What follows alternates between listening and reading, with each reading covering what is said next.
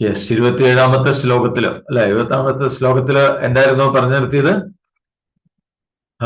നിർവികൽപ്പ സമാധിയെ കുറിച്ച് അല്ല. ഇനി അടുത്തത് 28-ാമത്തെ തുടങ്ങണം. 28-ാമത്തെ തുടങ്ങാം. യെസ്. അപ്പൊ നിർവികൽപ്പ സമാധി അതിനെ കുറിച്ച് പറഞ്ഞു. അതിനു മുമ്പ് സവികൽപ്പ സമാധിയെ കുറിച്ച് പറഞ്ഞിരുന്നു.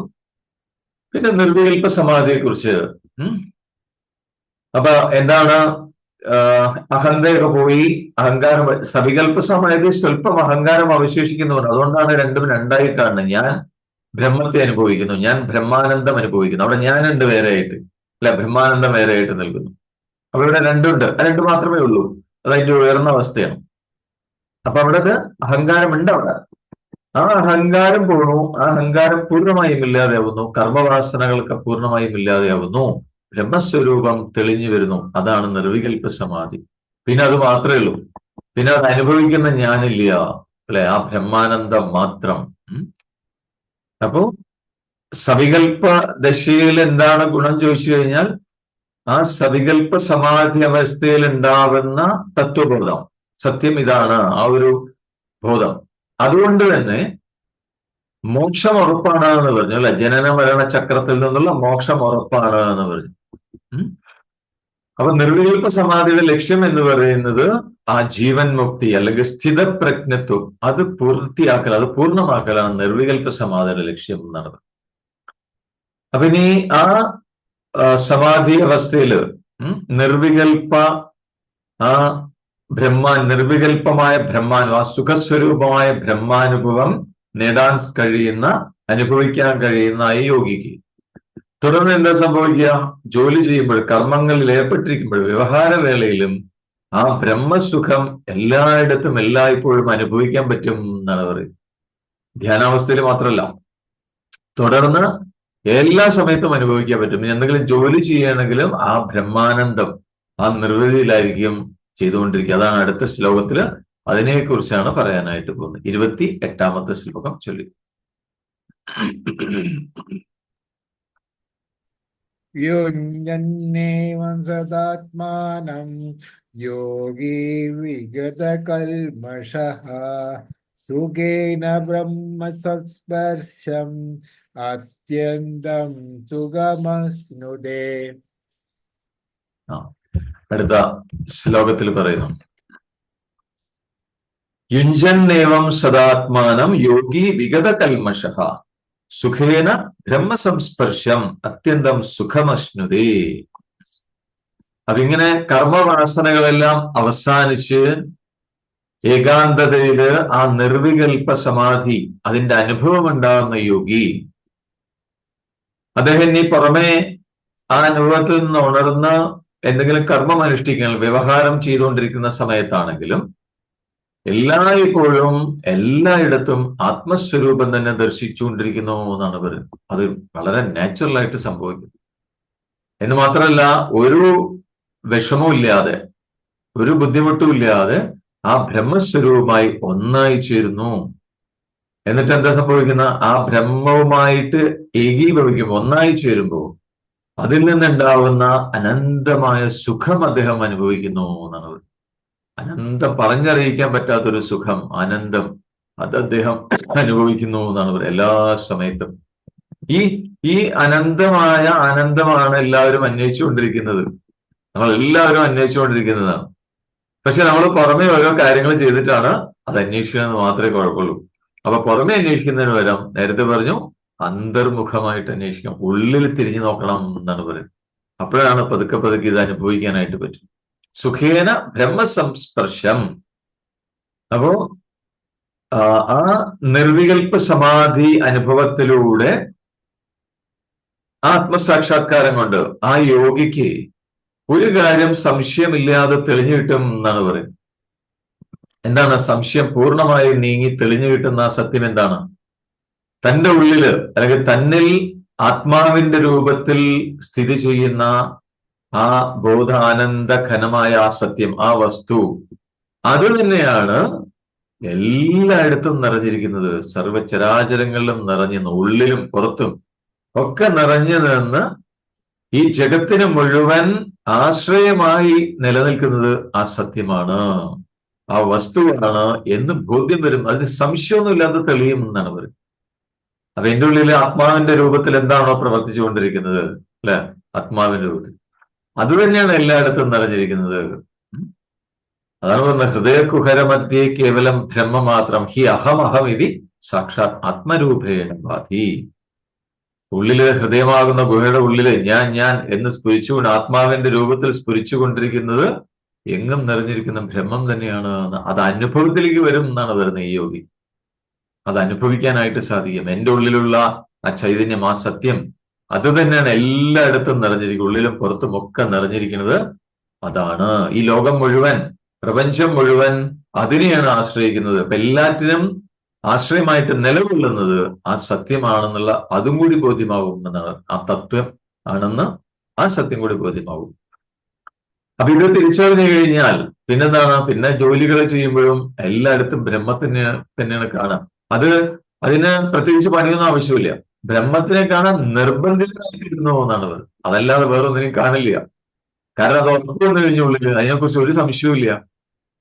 പിന്നെ അത് തന്നെ കാണാൻ പറ്റുള്ളൂ എന്നാണ് പറയുന്നത് ആ രീതിയിൽ. എന്ന് മാത്രമല്ല, സർവം ബ്രഹ്മമയം, ആ ഒരു അനുഭവം അദ്ദേഹത്തിന് ഒരു ബുദ്ധിമുട്ടും ഇല്ലാതെ ഉള്ളിൽ അനുഭവിക്കാനേ പറ്റും. സർവം ബ്രഹ്മമയം, ആ അനുഭവം ഉണ്ടാവും എന്നാണ് പറയുന്നത്. അപ്പൊ അങ്ങനെ ആ ഒരു അനുഭവം വന്നു കഴിഞ്ഞാൽ പിന്നെ എന്താണ്, വ്യവഹാര വേളയിൽ പുറമെ എന്തെങ്കിലും കർമ്മം ചെയ്തുകൊണ്ടിരിക്കുകയാണെങ്കിലും അദ്ദേഹം ആ ബ്രഹ്മവുമായി ലയിച്ചു ചേർന്ന് തന്റെ ജീവിതം ബ്രഹ്മാനന്ദമായി ഭവിക്കുന്നു എന്നാണ് പറയുന്നത്. അത് അനുഭവിക്കുന്നു എന്നാണ് പറയുന്നത്. അപ്പോ സവികൽപ്പ സമാധിയുടെ വിവരണത്തിലും ഇതേ രീതിയിൽ പറയുന്നുണ്ട്, അല്ലെ? പക്ഷെ അവിടെ യോഗി എന്ന് പറയുന്നത് എന്താണ്, സവികൽപ്പ സമാധിയിൽ ആ വാസനകൾ പൂർണ്ണമായിട്ട് നീക്കം ചെയ്യപ്പെട്ടിട്ടില്ല. പക്ഷെ ഇവിടെ വാസനകളെല്ലാം നീക്കപ്പെട്ടിരിക്കുന്നു. സവികൽപ്പ സമാധിയിൽ മനസ്സടങ്ങിയിട്ടുണ്ട്, മനസ്സേ അടങ്ങിയിട്ടുള്ളൂ. കർമ്മവാസന പൂർണ്ണമായിട്ട് നീങ്ങിപ്പോയിട്ടില്ല. പക്ഷെ നിർവികൽപ്പ സമാധിയിൽ എന്താണ്, കർമ്മവാസന പൂർണ്ണമായിട്ടും ഇല്ലാതായിരിക്കുന്നു. ആ ഒരു അവസ്ഥയാണ് എന്നാണ്. അപ്പോ അവിടെ എന്ന് പറഞ്ഞാൽ സവികൽപ്പ സമാധിയുടെ അവസ്ഥ എന്ന് പറഞ്ഞു കഴിഞ്ഞാൽ ആ അങ്ങേയറ്റത്തെ ശാന്തി അനുഭവിക്കുക. ആ ശാന്തി, മോക്ഷാനുഭവത്തിന് ആ ശാന്തി അനുഭവം ആവശ്യമാണ് എന്നാണ്. ബ്രഹ്മനിഷ്ഠമായ ശാന്തി, അല്ലെ? ബ്രഹ്മത്തിൽ പ്രതിഷ്ഠിതമാകുമ്പോൾ ഒരു ശാന്തി അനുഭവിക്കും. അത് സവികൽപ്പ സമാധിയിൽ അത് അനുഭവിക്കുന്നുണ്ട്. അത് മോക്ഷത്തിന് അത് ആവശ്യമാണ് ആ ശാന്തി എന്നാണ്. പക്ഷെ ഇവിടെ അങ്ങനെയല്ല. ഇവിടെ ബ്രഹ്മത്തോട് ചേർന്നിരിക്കുമ്പോൾ ആ ബ്രഹ്മത്തിന്റെ തന്നെ ഭാഗമായ അങ്ങേയറ്റത്തെ സുഖമാണ് നിർവികൽപ്പ സമാധി അനുഭവിച്ചു കഴിഞ്ഞാൽ എപ്പോഴും അനുഭവിക്കുന്നതാണ് എന്നാണ്. അപ്പോ ഈ ബ്രഹ്മാനുഭവം ഉണ്ടാകുന്നത് എങ്ങനെ ചോദിച്ചു കഴിഞ്ഞാൽ മനസ്സിന്റെ ശുദ്ധിയുടെ അളവനുസരിച്ചാണ് എന്നാണ് പറയുന്നത്. അപ്പൊ അത് മനസ്സിന് ഓരോ സ്റ്റേജ് ഉണ്ട് ശുദ്ധീകരണം സംഭവിക്കുന്നതിന്. അതിൽ ഓരോ സ്റ്റേജിൽ, ഓരോ അവസ്ഥകളിൽ കൂടെ, ഓരോ ഘട്ടങ്ങളിൽ കൂടെയാണ് പൂർണ്ണമാകേണ്ടത് എന്നാണ് പറയുന്നത്. പെട്ടെന്നല്ല, ഓരോരോ സ്റ്റേജ് അല്ല, ഓരോരോ ഘട്ടങ്ങളിലാണ് അത് പൂർണ്ണമാവുന്നത്. അതാണ് ഗീതയില് അതാണ് പറയുന്നത് എന്നാണ് പറയുന്നത്. അപ്പൊ ഇങ്ങനെ ഈ രീതിയിൽ പൂർണ്ണമായിട്ടുള്ള ബ്രഹ്മസാക്ഷാത്കാരം നേടി ജീവൻ മുക്തനായി കഴിഞ്ഞാൽ അങ്ങനെയുള്ള ജീവൻ മുക്തന്റെ അല്ലെങ്കിൽ അങ്ങനെയുള്ള ആ യോഗിയുടെ സത്യത്തിനോട് ചേർന്നുള്ള സത്യനിഷ്ഠമായ ജീവിതം എങ്ങനെയിരിക്കും, ആ ജീവിതത്തിന്റെ സ്വരൂപം എന്താണ്? അപ്പൊ ഈ അനുഭവം വന്നു കഴിഞ്ഞാൽ ആ മഹാത്മാവ് പിന്നെ എങ്ങനെയാണ് ജീവിക്കുക എന്നുള്ളതാണ്. അദ്ദേഹത്തിന്റെ ജീവിതം എങ്ങനെയിരിക്കും എന്നുള്ളതാണ് ഇനി പറയാൻ പോകുന്നത്. ഇതിനെക്കുറിച്ചൊക്കെ നമുക്ക് ഒരുപാട് സംശയങ്ങളുണ്ട്. കാരണം സർവം ബ്രഹ്മമയം എന്ന് അനുഭവിച്ചു കഴിഞ്ഞാൽ പിന്നെ എങ്ങനെയാണ് അദ്ദേഹം ജോലി ചെയ്യുക, അല്ലെ? എങ്ങനെയാണ് അദ്ദേഹം ജീവിക്കുക എന്നുള്ളതൊക്കെ നമ്മുടെ ഉള്ളിൽ സംശയമുണ്ട്. ശരിയല്ലേ? നമ്മുടെ ഉള്ളിൽ സംശയമുണ്ട്. കാരണം എങ്ങനെയായിരിക്കും നമുക്കത് ആലോചിക്കാൻ പറ്റുന്നില്ല. ഇപ്പൊ കാണുന്നതും നമ്മളൊക്കെ ഇവിടെ വേറെ വേറെ കാണുന്നുണ്ട്. ഓരോ വ്യക്തികളെയും വേറെ വേറെ കാണുന്നു. അതിനനുസരിച്ചാണ് നമ്മൾ ഇവിടെ വ്യവഹരിക്കുന്നത്, ലോകത്തിൽ നമ്മൾ ജീവിക്കുന്നത്. പക്ഷെ സർവം ബ്രഹ്മമയം, എല്ലാം ബ്രഹ്മമയമായി കാണുന്നു. ആ ബ്രഹ്മാനന്ദ സുഖം അനുഭവിച്ചു കൊണ്ടിരിക്കുന്നു. അങ്ങനെയുള്ള സത്യനിഷ്ഠനായ യോഗിയുടെ ജീവിതം എങ്ങനെയിരിക്കും, അതിന്റെ സ്വരൂപമാണ് ഇനി അടുത്ത 4 പദ്യങ്ങൾ കൊണ്ട് പറയാൻ പോകുന്നതാണ്. അപ്പോ ആ സത്യനിഷ്ഠമായ ആ ഒരു ജീവിതത്തിന്റെ സ്വരൂപം വിവരിക്കണം. വേദാന്ത ശാസ്ത്രത്തില് എന്താണ് അതിന്റെ സാരം എന്ന് പറയുന്നതാണ് എന്നാണ് പറയുന്നത്. അപ്പൊ 29ാമത്തെ ശ്ലോകം ചൊല്ലിക്കൊള്ളൂ. സർവഭൂതസ്ഥമാത്മാനം സർവഭൂതാനി ചാത്മനി ഈക്ഷതേ യോഗയുക്താത്മാ സർവത്ര സമദർശനഃ. അദ്ദേഹം എങ്ങനെയാണ് ജീവിക്കുക എന്നുള്ളതാണ് പറയാൻ പോകുന്നത്. സർവഭൂതസ്ഥമാത്മാനം സർവഭൂതാനി ചാത്മനി ഈക്ഷതേ യോഗയുക്താത്മാ സർവത്ര സമദർശനഃ. എന്താണ് പറയുന്നത്? അപ്പോ ആ യോഗി എല്ലായിടത്തും ഒരേ ബ്രഹ്മത്തെ തന്നെ കാണുന്നതെന്ന് പറഞ്ഞു അല്ലെ? സർവം ബ്രഹ്മമയം. അപ്പൊ എല്ലായിടത്തും ആ ഒന്ന് മാത്രമായിരിക്കുന്ന ബ്രഹ്മത്തെ തന്നെ കണ്ടുകൊണ്ടിരിക്കുന്ന സമാധിയില് ആ പാകത വന്ന ആ യോഗി അദ്ദേഹം എങ്ങനെയാണ് കണ്ടുകൊണ്ടിരിക്കുന്ന ചുറ്റുപാടുകളെയും? സ്വന്തം സ്വരൂപമായ ആത്മാവിനെ ഈ പ്രപഞ്ചത്തിൽ എല്ലാ ഘടകങ്ങളിലും നിറഞ്ഞിരിക്കുന്നതായിട്ട് അദ്ദേഹം കാണുന്നതാണ്. തന്റെ തന്നെ ആത്മാവൻ തന്നെയാണ് എല്ലായിടത്തും നിറഞ്ഞിരിക്കുന്നത്. അതേപോലെ തന്നെ ഈ പ്രപഞ്ചത്തിൽ എന്തെല്ലാം ഉണ്ടോ അത് മുഴുവൻ തന്റെ സ്വരൂപമായ ആത്മാവിലാണ് പ്രവർത്തിക്കുന്നത്, ആത്മാവിലാണ് ചലിക്കുന്നത് എന്ന് അദ്ദേഹം പ്രത്യക്ഷത്തിൽ അനുഭവിക്കും എന്നാണ്. എന്ന് താൻ എല്ലാം എന്നുള്ള രീതിയിൽ കാണുന്നുണ്ടെങ്കിൽ അതിൽ മുഴുവൻ നിറഞ്ഞിരിക്കുന്നത് ഞാനാണ്. പിന്നെയോ ഈ എല്ലാമായി നിൽക്കുന്നതൊക്കെ എവിടെ നിലനിൽക്കുന്നത്? തന്നിൽ തന്നെയാണ് അതെല്ലാം നിന്ന് പ്രവർത്തിക്കുന്നത്. ഈ രീതിയിലാണ് അദ്ദേഹം കാണുക. അതാണ് സർവത്ര സമദർശന. അപ്പൊ ഈ ധ്യാനത്തിലൂടെ നേരത്തെ പറഞ്ഞു സവികൽപ്പ സമാധിയിലേക്ക് എത്തുന്നു അല്ലെ? ധ്യാനത്തിന് പരിഭാഗം വരുമ്പോൾ സവികൽപ്പ സമാധിയിലെത്തുന്നു. അത് ആത്മസാക്ഷാത്കാര സ്വരൂപമാണ് സവികൽപ്പ സമാധി, അതിലേക്ക് എത്തുന്നു. പിന്നെ ആ സവികൽപ്പ സമാധി നിർവികൽപ്പ സമാധിയിൽ എത്തുന്നു എന്നാണ്. നിർവികൽപ്പ സമാധി എന്ന് പറഞ്ഞാൽ അതാണ് ബ്രഹ്മസാക്ഷാത്കാരം എന്ന് പറയുന്നത്. അപ്പൊ ധ്യാനമാണ് എല്ലാറ്റിന്റെ റൂട്ട് എന്ന് പറയുന്നത്. ധ്യാനത്തിലൂടെയാണ് അതിലേക്ക് എത്താനായിട്ട് പറ്റുള്ളൂ. അപ്പൊ ധ്യാനത്തിലൂടെ ആദ്യം സവികൽപ്പ സമാധി അനുഭവിക്കുന്നു, ദെൻ നിർവികൽപ്പ സമാധി, അതിലേക്ക് എത്തുന്നു. അപ്പൊ ആ നിർവികൽപ്പ സമാധി അനുഭവിക്കാൻ സാധിച്ചു കഴിഞ്ഞാൽ, അത് ഉറപ്പു വന്നു കഴിഞ്ഞാൽ ഈ പ്രപഞ്ചമായി കാണപ്പെടുന്ന എന്താണ് ഈ പ്രപഞ്ചം? ഈ ദൃശ്യങ്ങളൊക്കെ കാണുന്നുണ്ടല്ലോ, ഈ വസ്തുക്കള്, അതൊക്കെ എന്താണ്? അതിന്റെ പുറകിലുള്ള സത്യം എന്താന്ന് ഒരു സംശയവുമില്ലാതെ പൂർണ്ണമായും ബോധ്യമാവും എന്നാണ്. പിന്നെ അതൊന്നും അന്വേഷിച്ച് നോക്കേണ്ട കാര്യമില്ല. അല്ലെ, ഒരു കല്ല് കണ്ടു കഴിഞ്ഞാൽ അതെങ്ങനെ ഉണ്ടായി എന്ന് അന്വേഷിക്കേണ്ട കാര്യമില്ല. കാരണം അത് ഒരു സംശയമില്ലാതെ അത് എന്താന്നുള്ളത് മനസ്സിലാവും എന്നാണ്. അപ്പൊ ഈ പ്രപഞ്ചത്തിൽ ഓരോ ഘടകങ്ങൾ പ്രപഞ്ചമായി കാണുന്ന അല്ലെ ഈ നാമരൂപങ്ങള്, ഈ ദൃശ്യാനുഭവം, അതിന്റെ പുറകിലുള്ള സത്യം എന്താണ്? ഒരു സംശയമില്ലാതെ അത് തെളിയും എന്നാണ് പറയുന്നത് ഈ ഒരു അനുഭവത്തിൽ. അപ്പൊ ഈ ദൃശ്യങ്ങള്, മുന്നിൽ കാണുന്ന ദൃശ്യങ്ങളൊക്കെ, ചുറ്റുപാടും കാണുന്ന ദൃശ്യങ്ങള് ആ ബ്രഹ്മത്തില്, സച്ചിദാനന്ദ ഘനമായ ബ്രഹ്മത്തില് ഏതുപോലെ നിലനിൽക്കുന്നു ചോദിച്ചു കഴിഞ്ഞാൽ, സമുദ്രത്തിൽ എങ്ങനെയാണോ തിരകള് ഉണ്ടാവുന്നു മറയുന്നു അല്ലെ? സമുദ്രത്തിൽ അങ്ങനെയല്ലോ, തിരകളും നിരകളും പതകളൊക്കെ സമുദ്രജലത്തിൽ ഉണ്ടാവുന്നു, അത് പൊന്തി വരുന്നു, നാമരൂപങ്ങളായി അതങ്ങനെ വെള്ളത്തിൽ തന്നെ ലയിച്ചു ചേരുന്നു. അതേപോലെ ഇത് ബോധ്യം വരും, ഇത് അനുഭവം വരും എന്നാണ് പറയുന്നത്. ഈ ദൃശ്യങ്ങൾ കണ്ടുകൊണ്ടിരിക്കുന്നത് മുഴുവൻ എങ്ങും നിറഞ്ഞിരിക്കുന്ന ആ ബ്രഹ്മത്തില്, സമുദ്രത്തിൽ എങ്ങനെയാണോ തിരമാലകള്, പതകള് ഇതൊക്കെ ഉണ്ടായി മറഞ്ഞു പോകുന്നത്, അതേപോലെയാണ് ഇവിടെ കാണുന്ന ദൃശ്യങ്ങൾ മുഴുവൻ ബ്രഹ്മമാകുന്ന സമുദ്രത്തില് ഉണ്ടായി നിലനിന്ന് അപ്രത്യക്ഷമാകുന്ന നാമരൂപങ്ങൾ മാത്രമാണ് എന്ന് അനുഭവിക്കാനായിട്ട് സാധിക്കും എന്നാണ് പറയുന്നത്.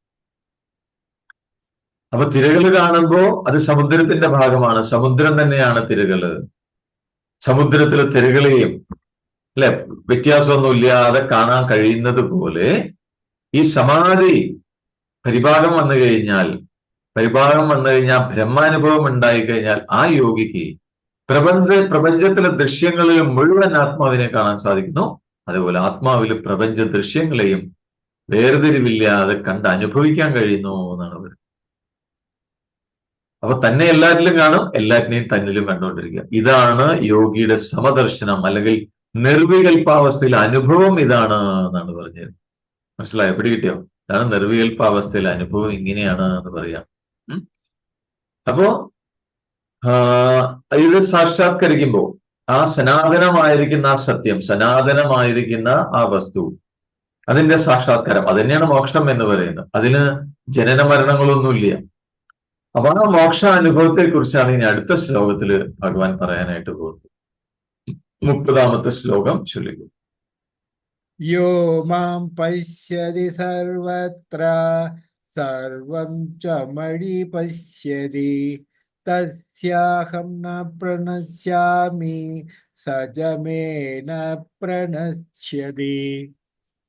ആ അടുത്ത ശ്ലോകത്തിൽ പറയുന്നു, യോമാം യോമാം പശ്യതി സർവത്ര സർവം ച മയി പശ്യതി തസ്യാഹം ന പ്രണശ്യാമി സചമേന പ്രണശ്യതി.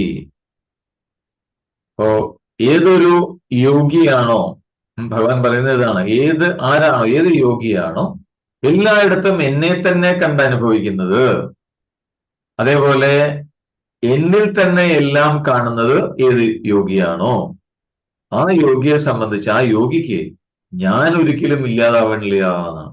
ആ യോഗിക്ക് ഞാൻ ഒരിക്കലും ഇല്ലാതാവുന്നില്ല, എനിക്ക് ആ യോഗിയും ഇല്ലാതാവുന്നില്ല എന്നാണ്. ഇതിനെ കുറിച്ച് ഒന്നുകൂടെ എക്സ്പ്ലെയിൻ ചെയ്യാം. സചമേന പ്രണശ്യതി എന്ന് പറഞ്ഞാൽ എല്ലായിടത്തും എന്നെ കാണുക. ഇവിടെ ഭഗവാൻ എന്നെ എന്ന് പറയുന്നുണ്ട് അല്ല. അപ്പൊ മനസ്സിലായി, ആ പറഞ്ഞ ബ്രഹ്മം അല്ലെങ്കിൽ ദ കോൺഷ്യസ്നെസ്, അത് തന്നെയാണ് കൃഷ്ണൻ എന്ന് പറയുന്നത്. അപ്പൊ എല്ലാറ്റിലും എല്ലായിടത്തും എന്നെ തന്നെ കാണുക, അതേപോലെ എന്നില് എല്ലാറ്റിനെയും കാണുക. അപ്പൊ ഇത് കേട്ട് കഴിഞ്ഞാൽ നമുക്ക് തോന്നുന്നു ഇത് രണ്ടു തരത്തിലുള്ള കാഴ്ചയല്ലേ നമുക്ക് സംശയം തോന്നും അല്ലെ. രണ്ട് രീതിയിലാണല്ലോ കാണും. സർവത്ര എന്നെ കാണൂ, എല്ലായിടത്തും എന്നെ കണ്ടുകൊണ്ടിരിക്കൂ എന്ന് പറഞ്ഞു. പിന്നെ എന്നിൽ എല്ലാറ്റിനെയും കാണൂ അല്ലെ. പെട്ടെന്ന് കേൾക്കുമ്പോൾ ഇത് രണ്ടു തരത്തിലാണ് നമുക്ക് തോന്നാം. പക്ഷേ ഇപ്പൊ നാമരൂപങ്ങള് വേറെ ദൃശ്യവസ്തുക്കൾ വേറെ വേറെയായി കണ്ടുകൊണ്ടിരിക്കുമ്പോഴും അത് കാണാതായി കഴിഞ്ഞാലും വസ്തു ഒന്നേ ഉള്ളൂ എന്ന അനുഭവമാണ്. അതിനെ രണ്ട് രീതിയിൽ പറഞ്ഞു എന്ന് മാത്രമേ ഉള്ളൂ എന്നാണ്. അത്രേ ഉള്ളൂ. അല്ലാതെ ഇത് രണ്ടു തരത്തിലുള്ള കാഴ്ചകളല്ല യഥാർത്ഥത്തിൽ. കാരണം കാണുമ്പോഴും അതിനെ തന്നെയാണ് കാണുക. ഇപ്പൊ വ്യത്യസ്തങ്ങളായ നാമരൂപങ്ങൾ കണ്ടുകൊണ്ടിരിക്കും, ദൃശ്യങ്ങൾ വേറെ വേറെ കണ്ടുകൊണ്ടിരിക്കുമ്പോഴും വസ്തു തന്നെയാണ്. ഇനി അതൊന്നും ഇല്ലാതായി കഴിഞ്ഞാലോ അപ്പോഴും ഉള്ളത് അവശേഷിക്കുന്നത് അത് തന്നെയാണ്. സത്യം അതാണ്. അത് അനുഭവിച്ചറിയാൻ പറ്റും യോഗിക്ക് എന്നാണ്. അത് അനുഭവിച്ചറിയുന്നുണ്ടാവും. അപ്പൊ അതിനെ ആ അനുഭവത്തെ രണ്ട് രീതിയിൽ പറഞ്ഞു എന്ന് മാത്രമേ ഉള്ളൂ എന്നാണ്. കാരണം സത്യം എന്ന് പറയുന്നത്, വസ്തു എന്ന് പറയുന്നത് ഒന്ന് മാത്രമേ ഉള്ളൂ. അപ്പൊ ഒന്ന് മാത്രം ആവുമ്പോ പിന്നെ ആർക്കാണ് ഇല്ലാതായി തീരുക, അല്ലെങ്കിൽ ആർക്കാണ് ഉണ്ടാവുക എന്നാണ് ചോദിക്കുന്നത്. അപ്പൊ മോക്ഷം എന്ന് പറയുന്നത് ഇവിടെ ഉള്ളത് സത്യം ഒന്ന് മാത്രമേ ഉള്ളൂ, അല്ലെങ്കിൽ വസ്തു ഒന്നേ ഉള്ളൂ എന്ന അനുഭവമാണ് മോക്ഷം എന്നാണ്. ആ അനുഭവത്തിൽ എത്തിക്കഴിഞ്ഞാൽ പിന്നെ ജനന മരണ വിമുക്തിയാണ്. ജനന മരണങ്ങളിൽ നിന്ന് രക്ഷ പ്രാപിക്കാൻ പറ്റും, മോക്ഷം സാധിക്കും എന്നാണ് പറയുന്നത്. അപ്പൊ ഇങ്ങനെ ഈ രീതിയിൽ ആ സമദർശനം നേടാൻ സാധിച്ച യോഗി, അദ്ദേഹത്തിന് എന്താ സംഭവിക്കുക? ഇനി അദ്ദേഹം ശരീരം കൊണ്ട് ഏതൊക്കെ രീതിയിൽ പ്രവർത്തിച്ചാലും എങ്ങനെയൊക്കെ മുന്നോട്ട് പോയാലും അദ്ദേഹം ബ്രഹ്മസ്വരൂപനായി തന്നെ തുടരും എന്നാണ് അടുത്ത ശ്ലോകത്തിൽ ഭഗവാൻ അർജുനന് ഉറപ്പ് കൊടുക്കുകയാണ്. ആ ഒരു അനുഭവം വന്നു കഴിഞ്ഞാൽ, ഏതനുഭവം? ആ സമദർശനം. എല്ലായിടത്തും ആ ഒരു സത്യവസ്തുവിനെ മാത്രം കാണാൻ കഴിയുന്ന അനുഭവം. ആ അവസ്ഥയിൽ എത്തിക്കഴിഞ്ഞാൽ പിന്നെ ആ യോഗിക്ക് ശരീരം കൊണ്ട് എന്ത് പ്രവൃത്തി ചെയ്താലും അദ്ദേഹം ബ്രഹ്മസ്വരൂപിയാണ് എന്നാണ്. അതിൽ മാറ്റം ഉണ്ടാവില്ല എന്ന് ഉറപ്പ് കൊടുക്കണം. 31-ാമത്തെ ശ്ലോകത്തില് ആ ഉറപ്പാണ് ഭഗവാൻ കൊടുക്കുന്നത്. ചൊല്ലിക്കോളൂ 31-ാമത്തെ ശ്ലോകം. സർവഭൂതസ്ഥിതം യോ മാം ഭജത്യേകത്വമാസ്ഥിതഃ സർവദാ വർത്തമാനോപി സയോഗി മയി വർത്തതേ. അടുത്ത ശ്ലോകത്തിൽ പറയുന്നു,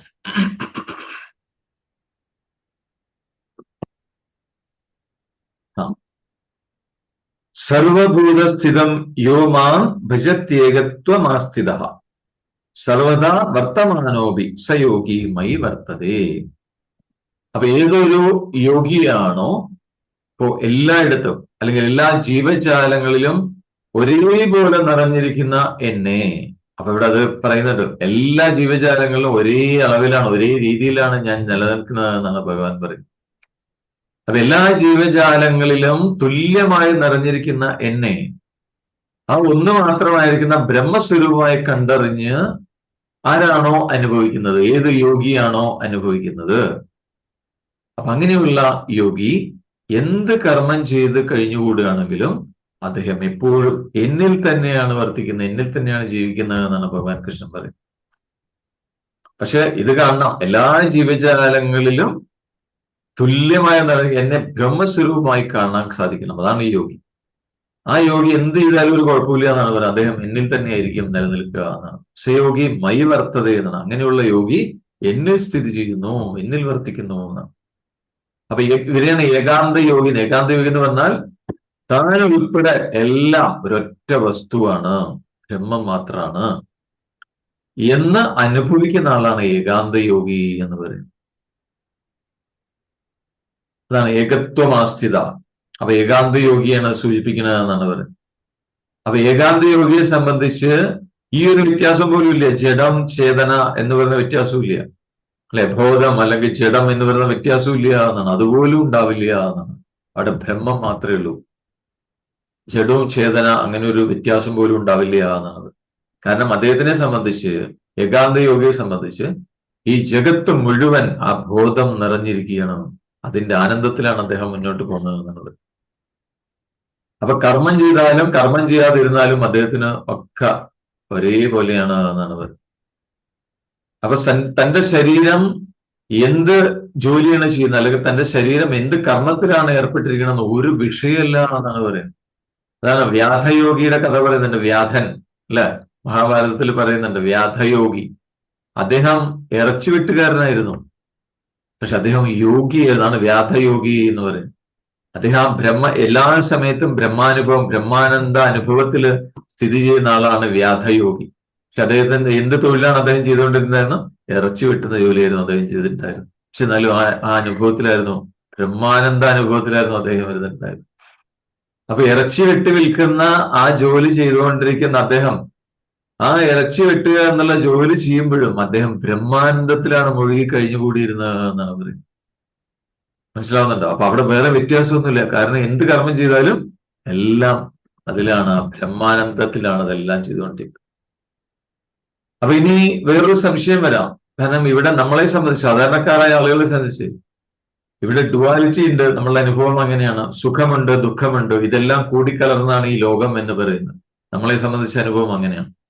അപ്പൊ അങ്ങനെ സുഖവും ദുഃഖവും കൂടിക്കലർന്നിരിക്കുന്ന ഈ ലോകത്ത് എങ്ങനെയാണ് ഈ സമദർശനം സാധ്യമാവുക? അല്ല, അതൊരു വലിയ വിഷയമാണ്. ഇനി അതിനെക്കുറിച്ചാണ് ഭഗവാൻ പറയാൻ പോകുന്നത്. എങ്ങനെ ഈ സുഖദുഃഖങ്ങൾ നിറഞ്ഞ ഈ ലോകത്ത് എല്ലാറ്റിലും ബ്രഹ്മത്തെ എങ്ങനെ സമദർശനം എങ്ങനെയാണ് സാധിക്കുക? അതിനെക്കുറിച്ചാണ് ഇനി അടുത്ത ശ്ലോകത്തിൽ പറയാനായിട്ട് പോകുന്നത്. അതും കൂടി നോക്കാം. 32ാമത്തെ ശ്ലോകം ചൊല്ലുക. ആത്മപമ്യേന സർവത്ര സമം പശ്യതി യോർജുന സുഖം വാ യദി വാ ദുഃഖം സയോഗി പരമോ മതഃ. 32ാമത്തെ ശ്ലോകം.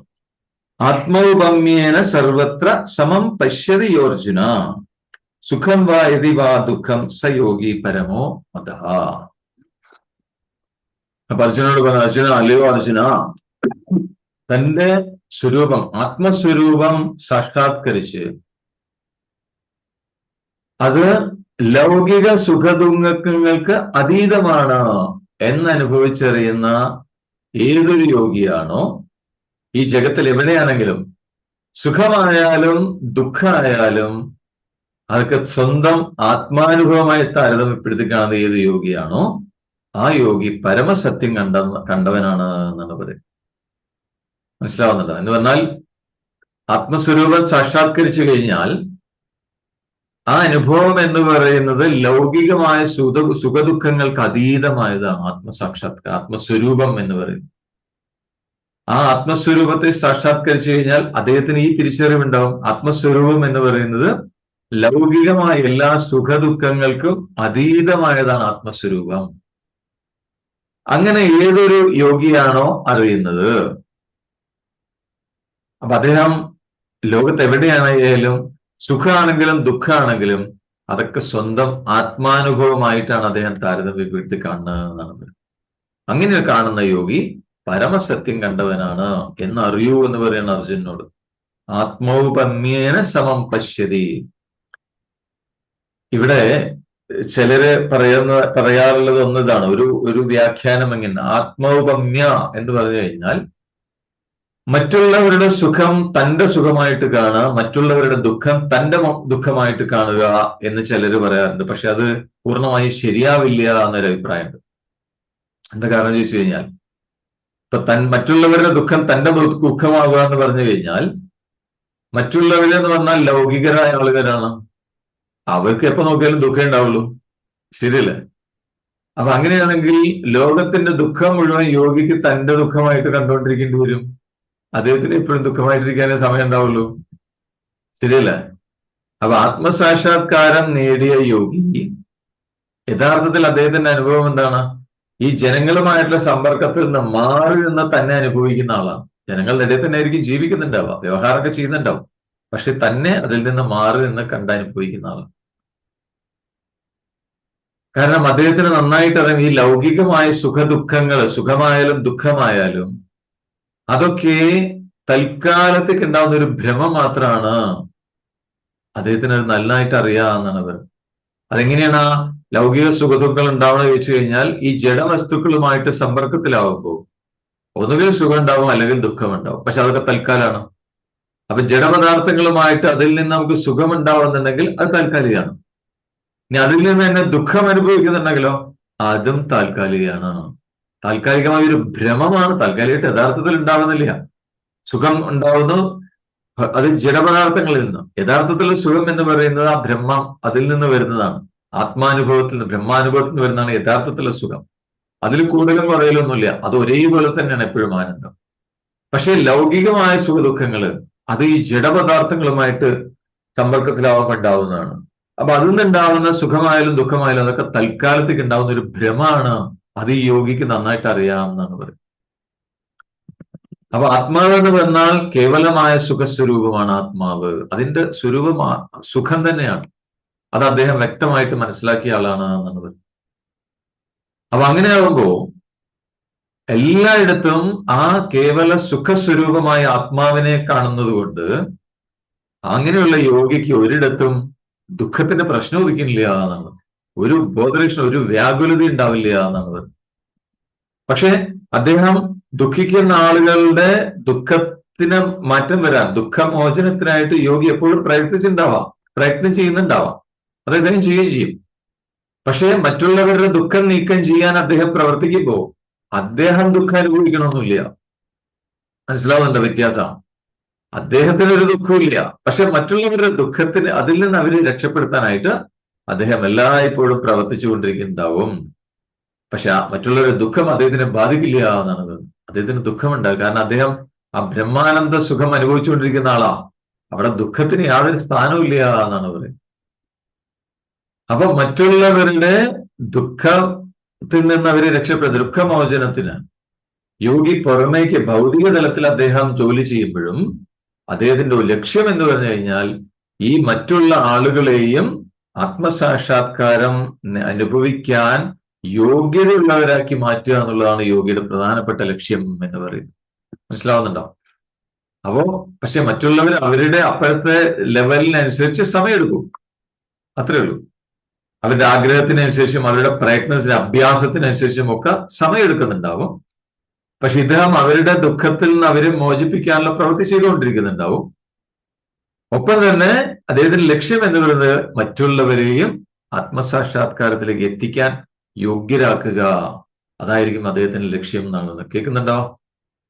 യെസ്, അതാണ് അദ്ദേഹത്തിന്റെ പ്രധാന ലക്ഷ്യം അതാണെന്ന്. അപ്പൊ ഇതെല്ലാം എന്താണ്? താൻ അറിഞ്ഞുകൊണ്ടിരിക്കുന്ന ആത്മാവ് എല്ലാവരുടെയും സ്വരൂപമാണ്. അതാണ് ആത്മൗപമ്യം. അതിലൂടെ സംഭവിക്കുന്ന കാര്യങ്ങളാണ് ഇതൊക്കെ എന്നാണ് പറയുന്നത്. അപ്പൊ ഇതിനാണ് സമദർശനം എന്ന് പറയുന്നത്. ആത്മൗപമ്യമാണ് സർവത്ര സമദർശനം എന്ന് പറയും. ധ്യാനയോഗം, അതുപോലെ സവികൽപ്പ സമാധി, നിർവികൽപ്പം, ഇതൊക്കെ ഓരോ സ്റ്റേജാണ്. അപ്പൊ ഇതൊക്കെ കടന്ന് എല്ലായിടത്തും സമദർശനം, അതാണ് പൂർണ്ണമായ ബ്രഹ്മാനുഭവം എന്ന് പറഞ്ഞാൽ അതാണ്. എല്ലാറ്റിനെയും എല്ലാം ബ്രഹ്മമാണ് എന്ന രീതിയിൽ കാണും. അപ്പൊ അതിൽ എത്തിച്ചേരും എന്ന് ഭഗവാൻ വിവരിക്കുകയാണ് ഇവിടെ. അതേപോലെ യോഗത്തിന്റെ തുടക്കം ധ്യാനമാണ്. അതിന്റെ മധ്യഭാഗം എന്ന് പറയുന്നത് സവികൽപ്പം നിർവികൽപ്പമായ അവസ്ഥകളാണ്. അവസാനം എന്ന് പറയുന്നത് എല്ലായിടത്തും സമദർശനം, പൂർണ്ണ ബ്രഹ്മനിഷ്ഠ. അതാണ് ഇപ്പൊ ഇതിന്റെ ക്രമം എന്ന് പറയുന്നത്. അപ്പൊ ധ്യാനത്തിലാണ് തുടങ്ങുന്നത് അല്ലെ? യോഗം എന്ന് പറയുന്ന അവസ്ഥ, അതിന്റെ സ്റ്റാർട്ടിങ് എന്ന് പറയുന്നത് ധ്യാനത്തിലൂടെയാണ്. ധ്യാനത്തിലൂടെ അതിലിങ്ങനെ പുരോഗമിക്കുമ്പോൾ സവികല്പ അവസ്ഥ വരും, നിർവികല്പ അവസ്ഥ, അത് കഴിഞ്ഞ് അവസാനം സർവത്ര സമദർശനം. അതാണ് പൂർണ്ണമായിട്ടുള്ള ബ്രഹ്മനിഷ്ഠ എന്ന് പറയും. അപ്പൊ അർജുനന് ഇവിടെ ഒരു സംശയം ഉണ്ടാവും, നമുക്കൊക്കെ ഉണ്ടാവുന്ന സംശയം പോലെ തന്നെ. എന്താണ് ഇങ്ങനെ ഒരു സ്റ്റേജ്, സമദർശനം എന്ന് പറയുന്ന ഒരവസ്ഥ, അതെത്താനായിട്ട് ഈ നമ്മളുടെയൊക്കെ മനസ്സിന് പറ്റുമോ? ഈ മനസ്സുകൊണ്ട് സാധിക്കുമോ? കാരണം അതിൽ ഒരുപാട് പ്രശ്നങ്ങളാണ് അല്ലെ. നമ്മൾ ചുറ്റും സ്വന്തം ജീവിതത്തിലായാലും ചുറ്റുപാടിലായാലും നമ്മൾ ഒരുപാട് സുഖവും ദുഃഖവും ഒക്കെ ഇതിൽപ്പെട്ട് ഇങ്ങനെ കറങ്ങിക്കൊണ്ടിരിക്കുക നമ്മളുടെ മനസ്സ്. അപ്പൊ അങ്ങനെ വട്ടം കറങ്ങിക്കൊണ്ടിരിക്കുന്ന ഈ മനുഷ്യന്റെ മനസ്സിന് ഈ ഒരു സമദർശനം എന്ന് പറയുന്ന അവസ്ഥയിൽ എത്താൻ പറ്റൂ, ബ്രഹ്മനിഷ്ഠ എന്ന് പറയുന്ന അവസ്ഥയിലേക്ക് എത്താൻ പറ്റുമോ? അങ്ങനെ ഒരു സംശയം വരാവുന്നേ ഉള്ളൂ എന്നാണ് പറയുന്നത്. കാരണം നമ്മളൊക്കെ മനസ്സിന്റെ ഈ ഒരു പിടിയിൽ പെട്ട് വട്ടം കറങ്ങിക്കൊണ്ടിരിക്കുക. അങ്ങനെ മനസ്സിന്റെ പിടിയിൽ പെട്ട് വട്ടം കറങ്ങിക്കൊണ്ടിരിക്കുന്ന, കഷ്ടപ്പാട് അനുഭവിക്കുന്ന ആർക്കും ഇങ്ങനെ ഒരു സംശയം തോന്നാം, എപ്പോഴാണ് ഇപ്പൊ ഇതൊക്കെ സാധിക്കുക? അല്ല, ശരിയല്ല.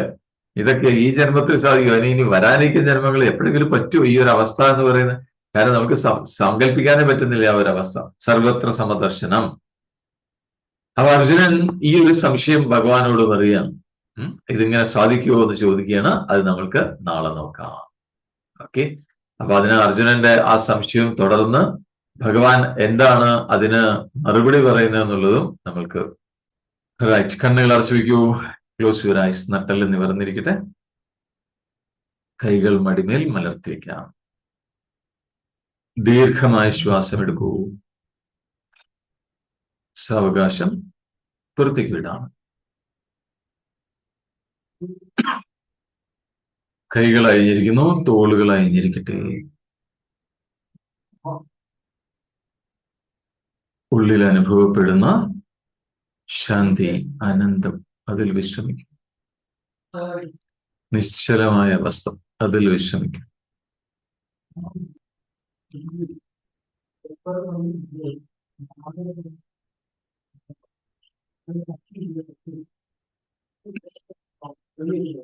ഓം സം സമിദ്ധ്യുവസേ വൃഷന്നഗ്നേ വിശ്വാനര്യ ഇലസ്പദേ സമിദ്ധ്യസേ സനോവശൂന്യാഭര സംഘച്ഛധ്വം സംവദധ്വം സംവോമനാംസി ജാനതാം ദേവാഭാഗം യഥാ പൂർവേ സഞ്ജാനാനാ ഉപാസത്തെ സമാനോ മന്ത്രഃ സമിതി സമാനീ സമാനം മനഃസഹ ചിത്തമേഷാം സമാനം മന്ത്രമഭിമന്ത്ര ഏവ സമാനേന വോഹവിഷാ ജുഹുമി സമാനീവ ആഹൂതിഃ സമാനാ ഹൃദയാനി വഹ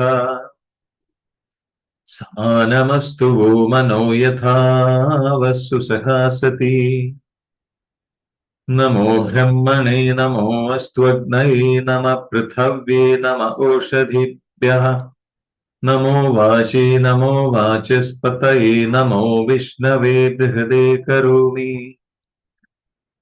ഓം ശാന്തി ശാന്തി ശാന്തി.